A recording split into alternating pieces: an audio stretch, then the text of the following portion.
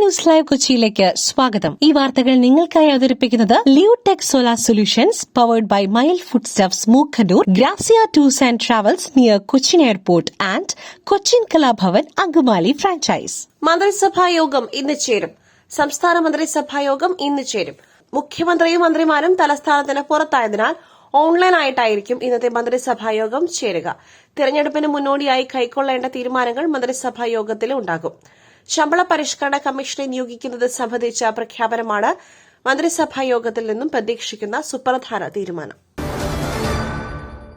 Brazil president Lula ഡസിൽവ ഇന്ന് ഇന്ത്യയിൽ AI impact ഉച്ചകോടിയിൽ പങ്കെടുക്കും. ബ്രസീൽ പ്രസിഡന്റ് ലുല ഡസിൽവ ഇന്ന് ഇന്ത്യയിലെത്തും. പ്രധാനമന്ത്രിയുടെ ക്ഷണം സ്വീകരിച്ചാണ് സന്ദർശനം. ഡൽഹിയിൽ നടക്കുന്ന AI ഇംപാക്ട് ഉച്ചകോടിയിൽ ബ്രസീൽ പ്രസിഡന്റ് പങ്കെടുക്കും. ഈ മാസം 21-ന് പ്രധാനമന്ത്രി നരേന്ദ്രമോദിയുമായി ബ്രസീൽ പ്രസിഡന്റ് ഉഭയകക്ഷി ചർച്ചകൾ നടത്തും. പ്രതിരോധം, ആരോഗ്യം, കൃഷി, ശാസ്ത്ര സാങ്കേതിക വിദ്യ തുടങ്ങി വിവിധ മേഖലകളിൽ സഹകരണം ശക്തമാക്കിയേക്കും. ബ്രസീൽ പ്രസിഡന്റിന് പ്രധാനമന്ത്രി വിരുന്നൊരുക്കും. ലുല ഡ സിൽവയ്ക്കൊപ്പം 14 മന്ത്രിമാരും ബിസിനസ് പ്രതിനിധി സംഘവും ഇന്ത്യയിലെത്തും. ഡൽഹിയിൽ നടക്കുന്ന AI ഇംപാക്ട് ഉച്ചകോടിയിൽ ഗവേഷണ സിംബോസിസവുമായി ബന്ധപ്പെട്ട സെഷനുകൾ ഇന്ന് നടക്കും. വിവിധ രാജ്യങ്ങളിൽ നിന്നുള്ള ഗവേഷകർ പ്രബന്ധങ്ങൾ അവതരിപ്പിക്കും. ഉച്ചകോടിക്ക് ഡൽഹി വേദിയാകുമ്പോൾ രാജ്യത്തെത്തുന്നത് 24 രാജ്യത്തലവന്മാരും 60 മന്ത്രിമാരും 500 ടെക് കമ്പനി മേധാവികളുമാണ്. IT മന്ത്രാലയത്തിന്റെ നേതൃത്വത്തിലാണ് ഉച്ചകോടിയുടെ സംഘാടനം.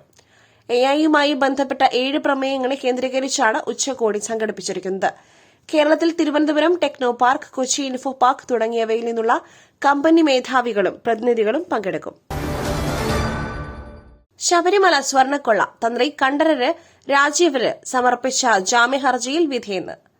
ശബരിമല സ്വർണ്ണക്കൊള്ള കേസിൽ തന്ത്രി കണ്ഠരര് രാജീവര് സമർപ്പിച്ച ജാമ്യഹർജിയിൽ ഇന്ന് കൊല്ലം വിജിലൻസ് കോടതി വിധി പറയും. കട്ടിലപ്പാളി കേസിലും ദ്വാരപാലക ശില്പക്കേസിലും നൽകിയിട്ടുള്ള ജാമ്യഹർജികളിലാണ് വിധി പറയുക.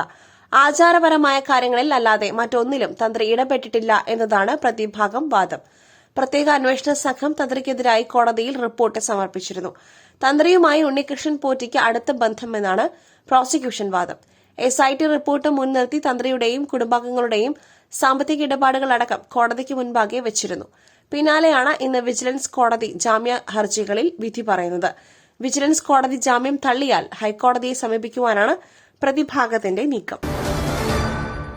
കോഴിക്കോട് ജയലക്ഷ്മി സിൽക്സിലെ തീപിടുത്തത്തിൽ ജില്ലാ ഫയർ ഓഫീസർ റിപ്പോർട്ട് നൽകും. കോഴിക്കോട് പാളയം ജയലക്ഷ്മി സിൽക്സിലെ തീപിടുത്തത്തിൽ ജില്ലാ ഫയർ ഓഫീസർ ഇന്ന് പ്രാഥമിക റിപ്പോർട്ട് നൽകും. CCTV ദൃശ്യങ്ങൾ പരിശോധിച്ചാൽ കൂടുതൽ വിവരങ്ങൾ ലഭിച്ചേക്കും എന്നാണ് വിലയിരുത്തൽ. തീപിടുത്തത്തിൽ കോടികളുടെ നഷ്ടം ഉണ്ടായതായാണ് പ്രാഥമിക വിലയിരുത്തൽ. ഏകദേശം 6 മണിക്കൂർ എടുത്താണ് കെട്ടിടത്തിനകത്ത് പടർന്ന തീ പൂർണ്ണമായും അണയ്ക്കുവാനായത്.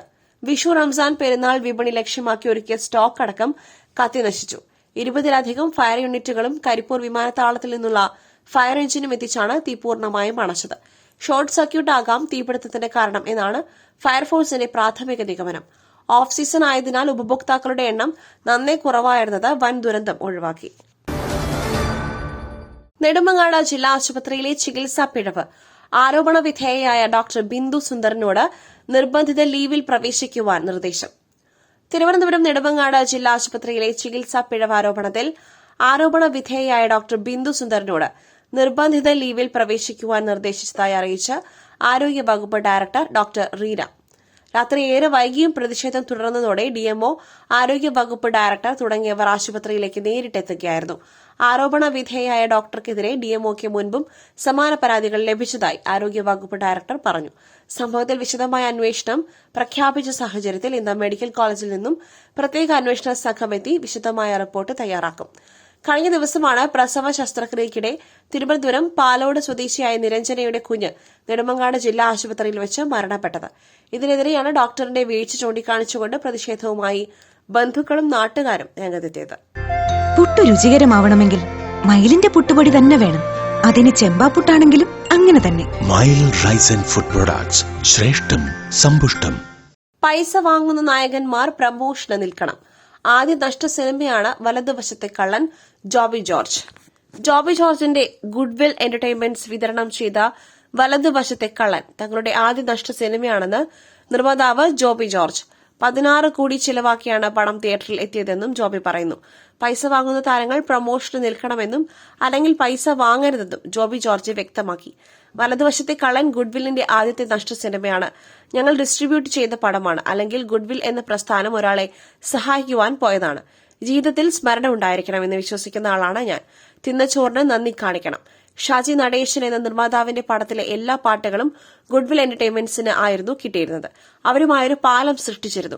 ആ പാട്ടുകൾ കാരണം നമുക്ക് കിട്ടിയ ഹൈപ്പും വാല്യൂവും അദ്ദേഹത്തോടൊരു കടപ്പാട് സൃഷ്ടിച്ചുവെന്നും ജോബി ജോർജ് പറഞ്ഞു. ബാരാമതി വിമാന അപകടം. ബ്ലാക്ക് ബോക്സിന്റെ പ്രധാന ഭാഗങ്ങൾ കത്തിപ്പോയി. മഹാരാഷ്ട്ര മുൻ ഉപമുഖ്യമന്ത്രി അജിത് പവാറിന്റെ മരണത്തിനിടയാക്കിയ ബാരാമതി വിമാന അപകടത്തിൽ ബ്ലാക്ക് ബോക്സിന് സാരമായ തകരാറെന്ന് കണ്ടെത്തൽ. പ്രധാന ഭാഗങ്ങൾ കത്തിപ്പോയി. വിവരങ്ങൾ വീണ്ടെടുക്കുവാൻ ബ്ലാക്ക് ബോക്സ് വിദേശത്തേക്ക് അയച്ചേക്കും. ബ്ലാക്ക് ബോക്സിന് തകരാറെന്ന റിപ്പോർട്ടുകൾ ദുരൂഹത വർദ്ധിപ്പിച്ചെന്ന ആരോപണവുമായി രോഹിത് പവാർ രംഗത്തെത്തി. അതേസമയം അപകടത്തിൽ എയർക്രാഫ്റ്റ് ആക്സിഡന്റ് ഇൻവെസ്റ്റിഗേഷൻ ബ്യൂറോ വിശദമായ അന്വേഷണം നടത്തുന്നുവെന്ന് വ്യോമയാന മന്ത്രാലയം. ഊഹാപോഹങ്ങൾ പ്രചരിപ്പിക്കുന്നത് ഒഴിവാക്കണമെന്നും വ്യോമയാന മന്ത്രാലയം ആവശ്യപ്പെട്ടു. മറ്റൊരു വാർത്തയുമായി കണ്ടുമുട്ടുന്നതുവരെ നന്ദി, നമസ്കാരം.